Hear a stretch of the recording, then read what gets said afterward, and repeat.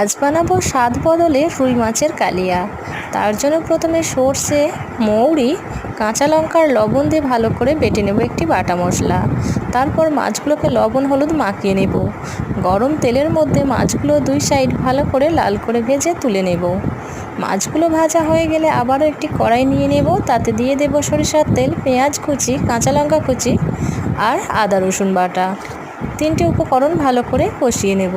পেঁয়াজগুলো হালকা brown colour হয়ে গেলে এরপর দিয়ে দেব লবণ, হলুদ গুঁড়ো, লঙ্কার গুঁড়ো, এটা কাশ্মীরি লঙ্কার গুঁড়ো আমি ব্যবহার করছি, আর দিয়ে দেব ভাজা মশলা।